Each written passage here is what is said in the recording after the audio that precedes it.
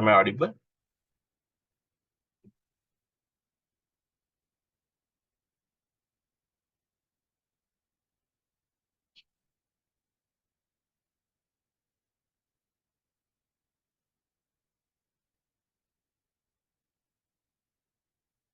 Am I audible to you? Yes, we can hear you. Okay. So let's start users. So intranet permits sharing of information throughout an organization by applying internet connectivity standard and web software, the browsers. So intranet also, you may use the browser, but only thing is it's not accessible from outside customers, only for the internal employees. So intranet address the connectivity problems. Intranet addresses the connectivity problems of the organization with many types of computers. It is ordinarily restricted to those within the organization and outsiders after appropriate identification. Now, normally it is restricted to people within the organization. You can give outside people, but you have to appropriately identify them. The extranet. Now, there's another term. Now we study internet. Now this is intranet. Now what is extranet? So extranet consists of a link intranets of two or more organizations. So if you connect two or more organization intranets, or maybe you can connect your suppliers or your customers, then it's called an intranet. So it can be connected using public internet as a transition media, but require passport for access. I mean, you don't connect them by separate lease lines. Let's say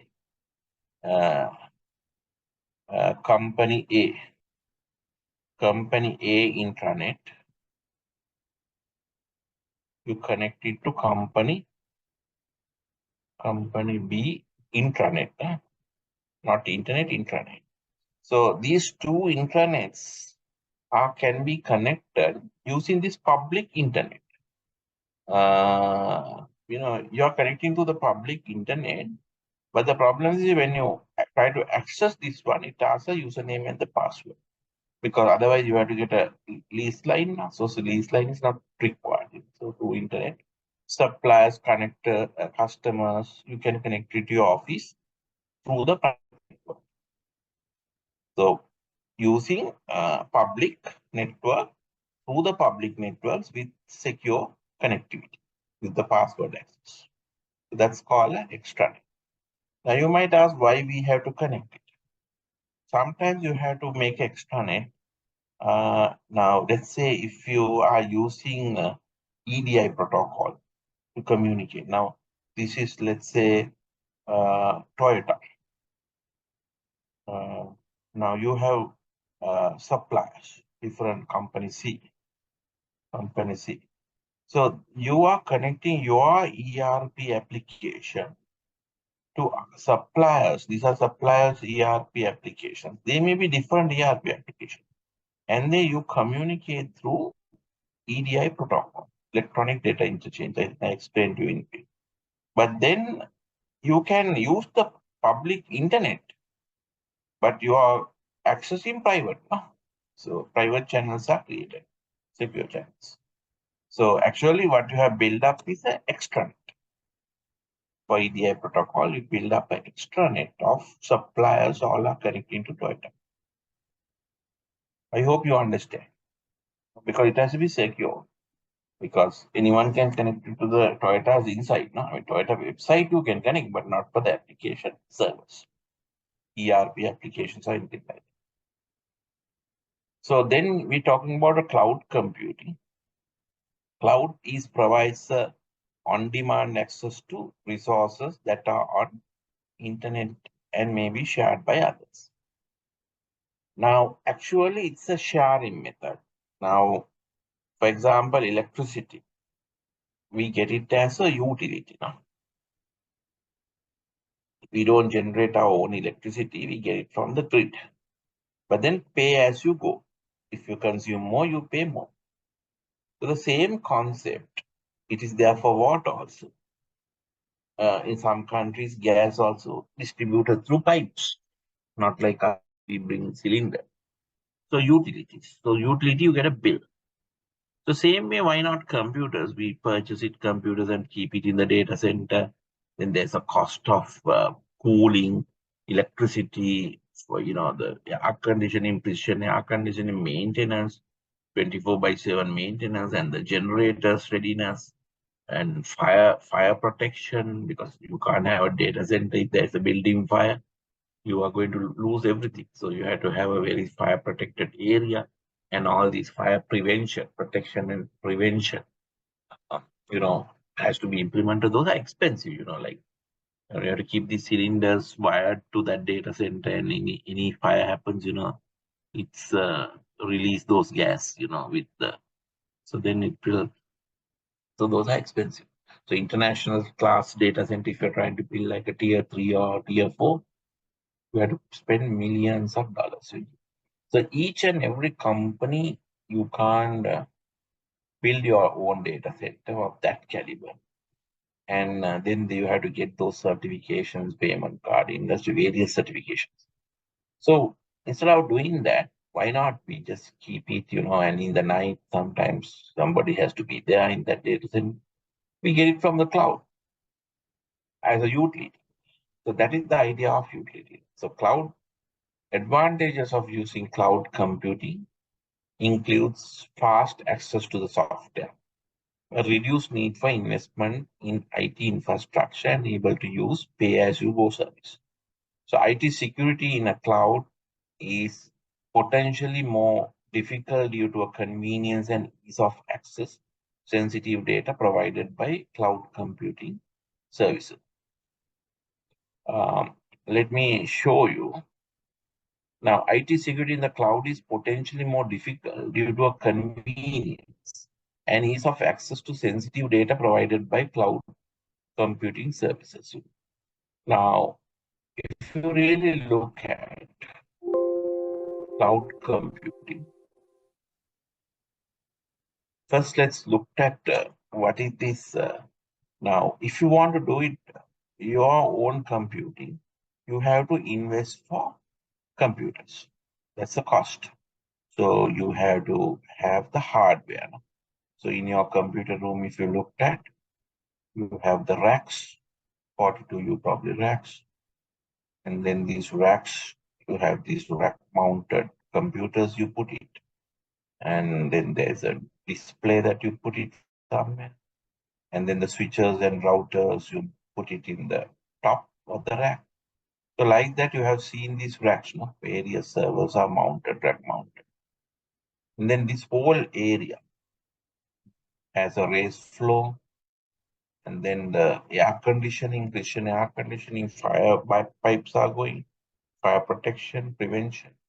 All these sensory data is there in case the 24/7 you have to run it. It's expensive.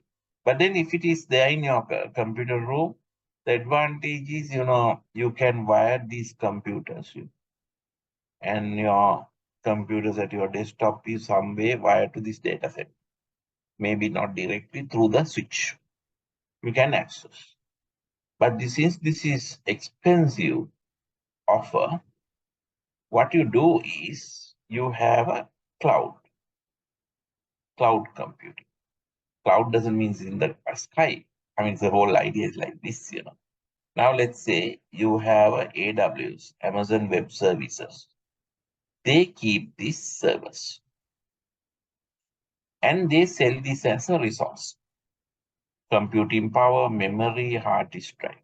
So then what you do is you, instead of accessing your database, you accessing this AWS.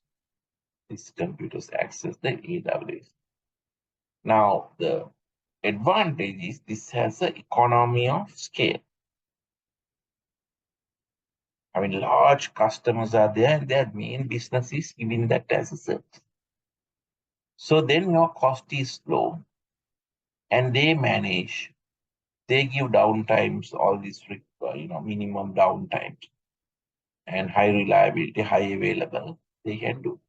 a fraction of a cost. And if you have your data center, your electricity cost. You have to, and electricity is not for the servers only. The electricity cost for servers and cooling. It is getting heated now, so you have to cool them. So this is not there. So AWS, it is there, but they are doing in a large scale so that their cost is less. So we call this is a cloud. So Amazon Web Services, Google Cloud, uh, Microsoft, Azure. So like that, you get the cloud network. So what is the advantage is you are getting is these are, I think last time I show you how with the cloud network, so much servers put together. Yes, I showed you now. Yeah. So that's the advantage. Now, Sanjay, one question on now cloud. So these emails and all, yeah, those are getting stored in cloud. Now emails can have customer data. Then, as yes, per central bank regulations, there is a issue there. yes, there is an issue there. How do you do it? I mean, lot of bank, but still they do with cloud, no, on the email cloud. Central bank is not clear on that. As you said, Sanjay, sometime Okay. back, they are not that into that Oh, much. They have done this thing and they just roll out and saying that customer data can put it into the cloud. But yes, there are certain instances like mail, yeah, email, and some of the things are available, right? yeah. So those concerns has to be cleared. Central bank has to give a clear guidelines.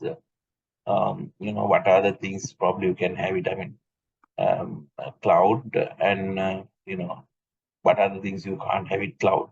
They say you can have, but then you stay under the side says the customer data is there, then Have you you can't have it. seen, Sanjay, in any other country, these kind of arrangements available, like, where there is like, kind of put customer data? I know Singapore, they also have the same situation where, they have just said, but the mail is in the cloud likewise. Mm. Yeah, different countries have. I mean, the thing is, if that cloud is within the country, they don't have problem. Yeah, yeah.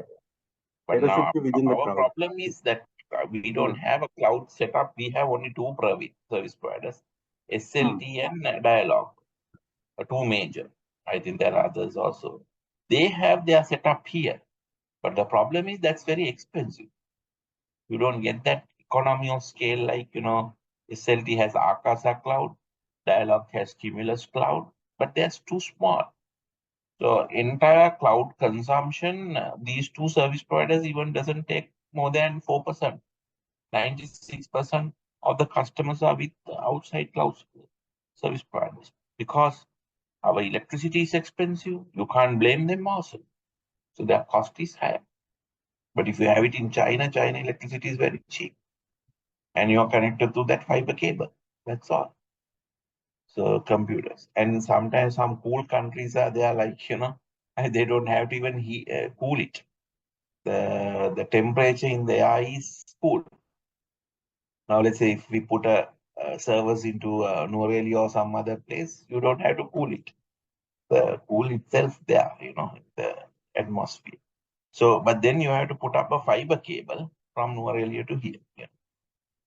So you have to do a maths and find whether your cooling cost is and whether the communication cost on the fiber is. So people do all these calculations. And more than the cooling cost, when you get the economy of scale, large number of things, when you put it, you get this advantage. But other advantage is, now if you have it in your data center to secure this, you have to put firewalls, you have to put so many IPS, SIEM, all these devices. But whereas they also have it, but they shared with them many of them. So these expenditure on the securing is very costly. You have to bear up by your own, and every time upgrades, end of life, all that you have to manage. But when you're in the cloud, those services will be provided from this on the cloud service provider.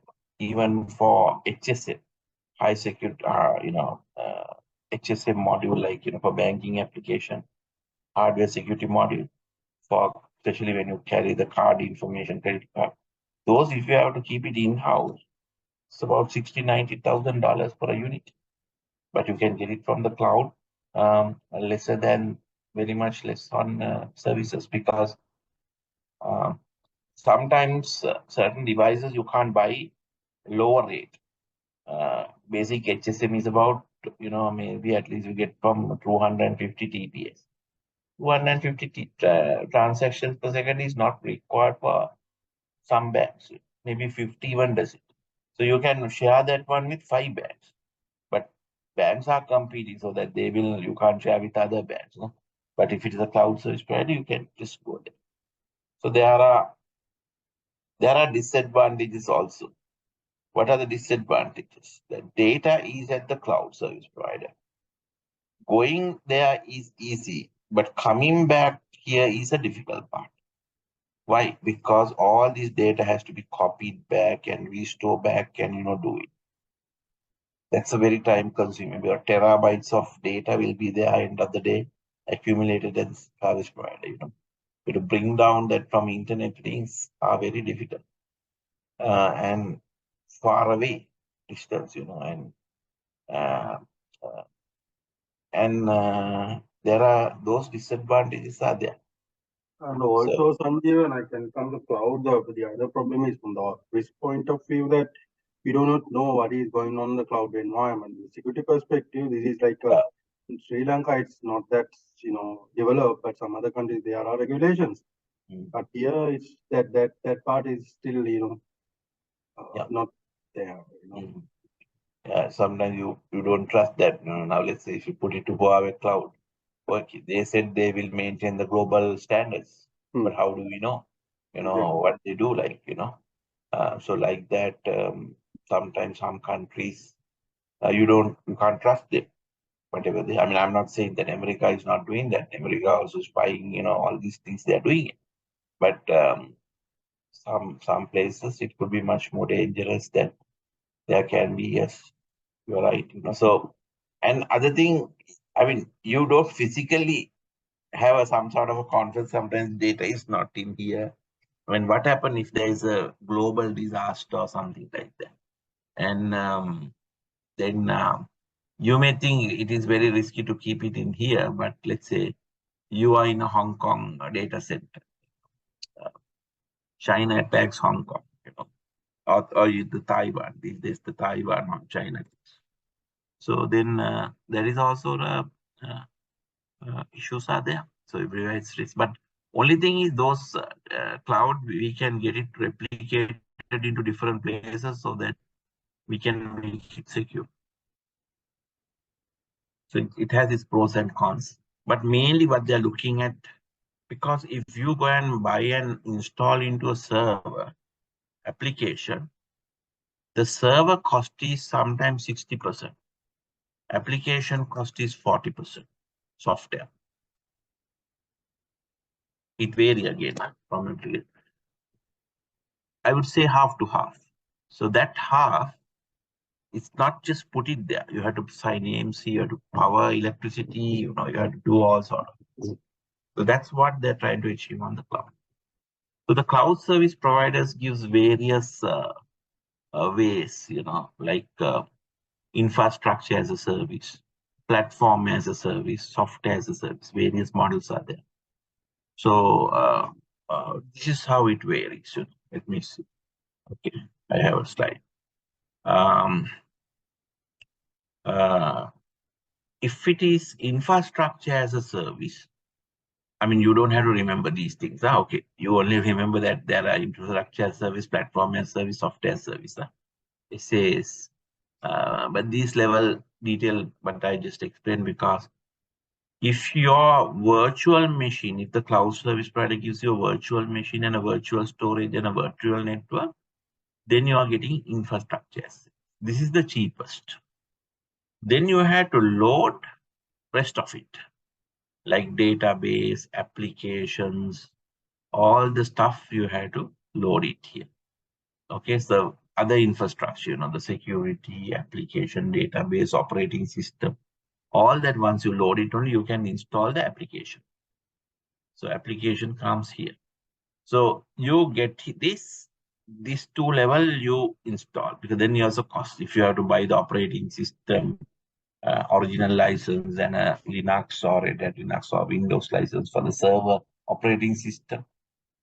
Those things are costly. But the infrastructure, yes, as a service is the cheapest. But on top of that, if you believe, okay, you are using open source databases like MySQL and things like that, you don't have to subscribe, you have support engineers, then it could be cheaper buy infrastructure as a service and load those things. But if you have to purchase those things and put it to infrastructure as a service platform, then it will be a little difficult. So then you go for a platform as a service, PaaS. If you buy a platform as a service, you get all these things like database, you can get operating system for the server, you can get it. Now you are ready to only deploy the application software. Rest of it you got it. But the bill is slightly higher annual bill than the infrastructure as a service. Slight difference is there. But if sometimes it is cheaper, because if you buy infrastructure and service and buy the software license, I will spend more money. You will spend more. Then the complete option is SaaS, software as a service. Then you are getting only software application. So like what you're getting like electricity, you get the application, you can consume that application. So if the cloud service provider implemented the software as a service, then you can subscribe, you can get that service software and then start using.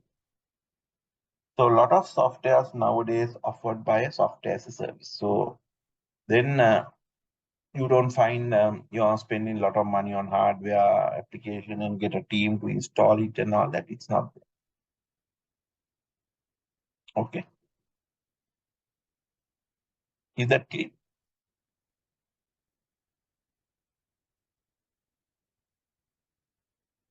So if you're buying infrastructure as a service, you get only hardware, virtual machine storage, but the benefit is use a secure infrastructure for a flat monthly fee, no maintenance costs, scale up and down the amount of data storage you can do.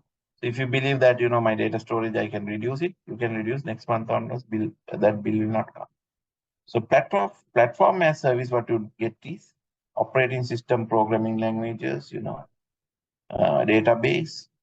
But then you get a benefit is use a secure cloud platform to develop and all that, But if you buy a SaaS, then you're given application as a service. So only you have to pay for usage.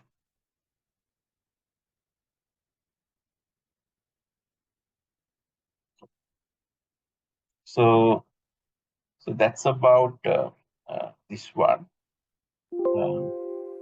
Since I started a little late, I'll cover another 10 minutes. Do you have any question on this one? Sanju, in the exam, they don't test about the private and public cloud or just only these superior models? Which one? I didn't get you.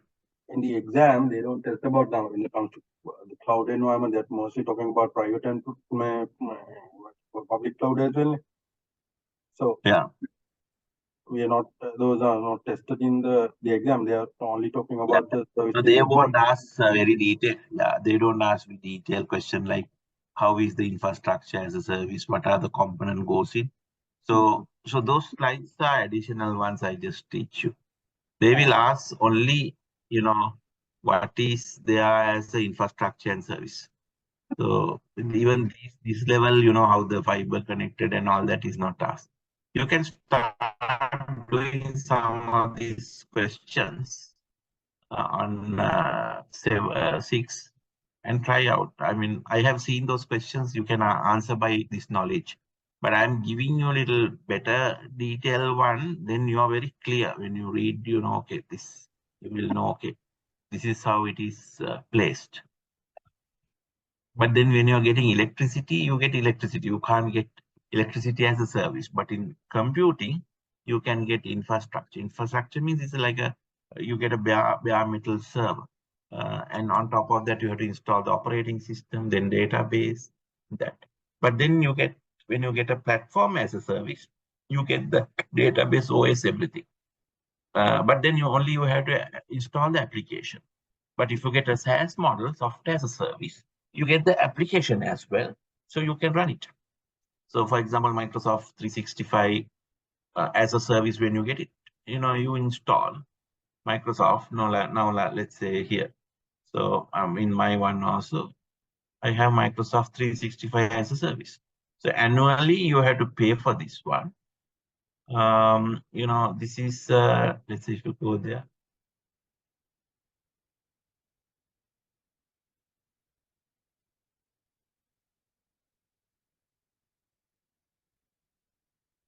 So if you go there, you can see it.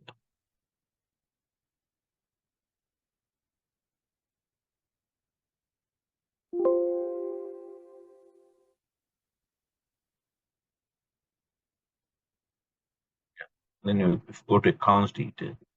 You can see here, you get the Microsoft 365 and Office Hub. So if I pay annually for this 365, I'm getting the updated version. So when you say update, it will get update. I don't know what is the version. This is Microsoft 365 as a service. I have installed small component, but the other updates are coming from internet, and I'm using this software as a service. Very simple.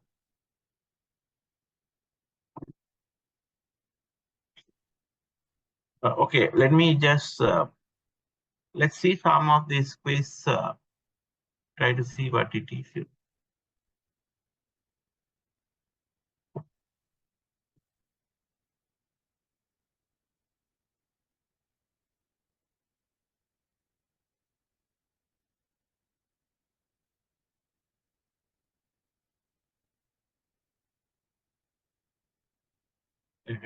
Quiz.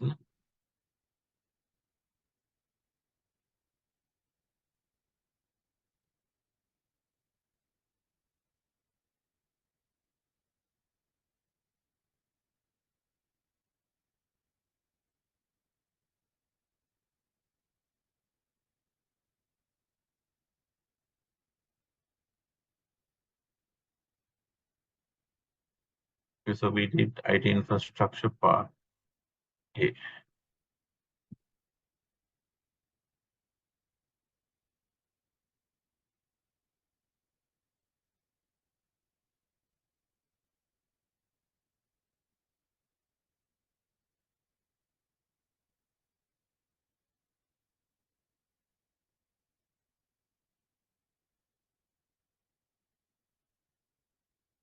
Okay, any of these quiz?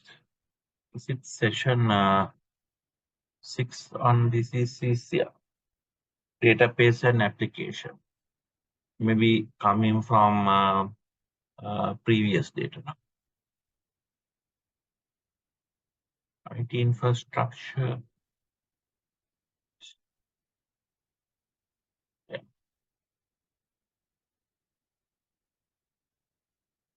Yes. So let's say first one of the following, the greatest advantage of database server architecture is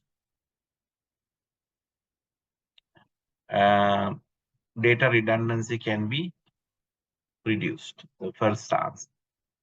Conversion to a database system is inexpensive and can be accomplished quickly. Multiple occurrence of data items are useful for consistency checking. Backup and recovery procedures are minimized. Now, if you take these four answers, greatest advantage of database server architecture. Now, here we are not talking about the architecture backup and recovery procedures are minimized. What are the advantages of having database architecture?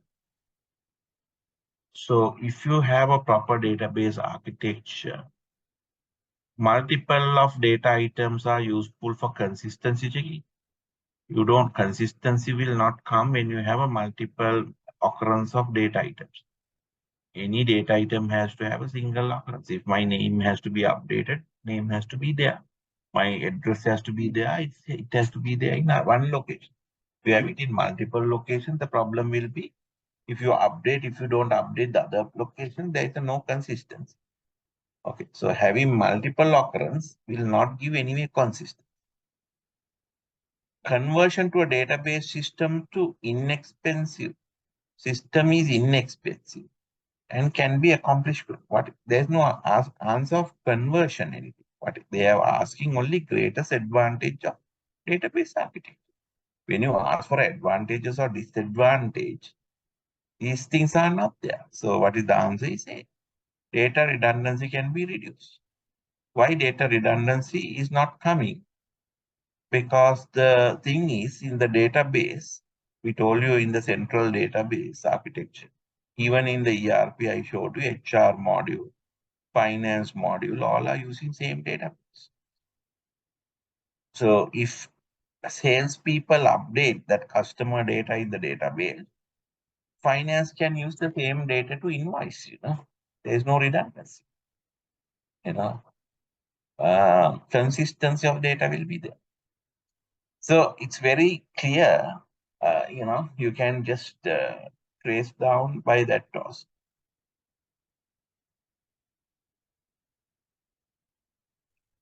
So another one, second one, an inventory cloud using a computer terminal views the following on the screen: part number, part description, quantity on hand, quantity in order quantity, and reorder point for a particular inventory item collectively. These data makes up what? If this data make a field means one, no? Either part number. It's called a field. Okay. Does it make a file? No. This has only part number, part description, quantity. Does it make a total database? No. Because this database means there are a lot of collection of data. So here that views, computer terminal views the following on the screen. One screen comes up, part number is there, part description, quantity and quantity in order, quantity reorder, all these inventory items. So it is a record. So I told you in the table, one record will have multiple column into it, the school records and all that we looked at in the database. Number, part number, this thing. But if it is a database consists of multiple records. So it's not multiple records. One record here, inventory clerk using the terminal view following on the screen. So one record. So D is correct.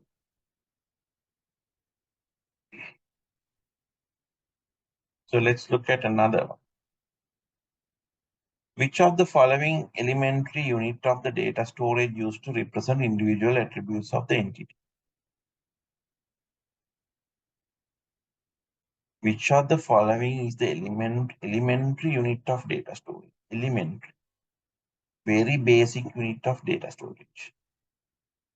Database is not a basic unit, it's a bigger one. Data field, yes, small one. Any field is the elementary. You cannot break it beyond that elementary. So that is the right one. File, no, bigger one. Record, here record has multiple fields, not elementary. So elementary means very basic, minimum. So data field. So answer is B. So like that, you can go on. So this is coming from the previous section.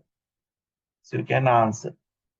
So try your answers. I think we have given, I think this one has the answers also, I think. Better you delete the answers and start. Otherwise, what you could do is, I think more quiz will be given by Kapila.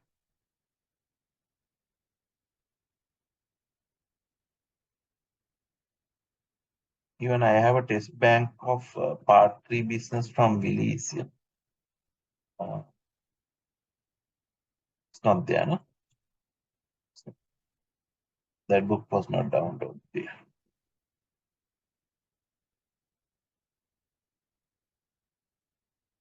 Yes, Kapila said he will give some more questions also.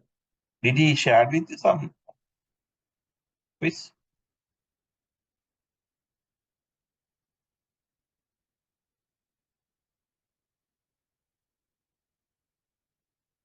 Try to do now more quiz with that knowledge, and all the recordings, the lectures are recorded and it's there. If you missed out anything, you can just.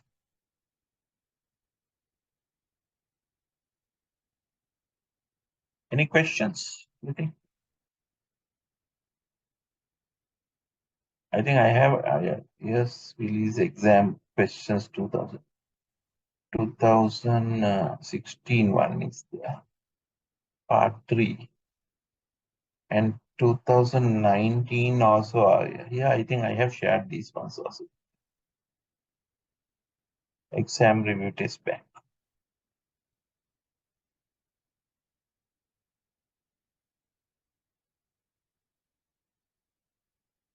Here you have a test bank.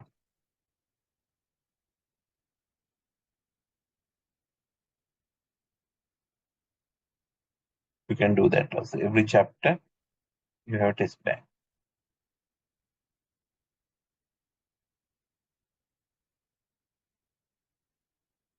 I think these quiz I also given. I think Kapil also must have given some. No? Yeah. Quiz.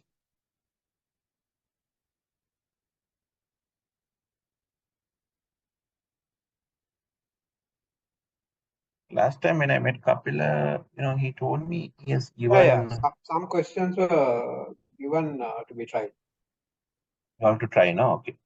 So you all can try and see, because something I think 75 marks you have to score, but that comes on a bell curve. I'm not sure it's equal marks, equal weightage coming in to all the marks. They every test they make a bell curve. If there's a difficult question, then you won't lose marks much, because others also don't do it. No? So they prepare a bell curve. These American exams are all like that, because there are a lot of students are sitting in. Sample size is there, so they make sure that the students will not be unfair by having an exam. So all even SAT, all these American university entrance test, they do it that style.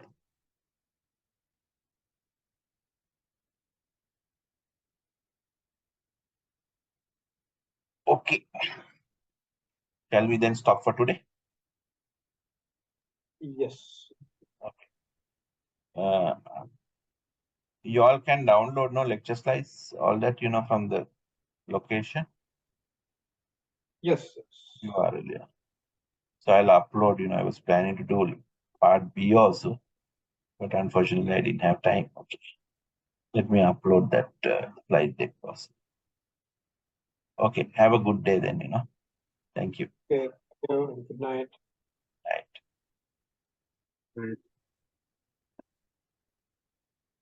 Good night.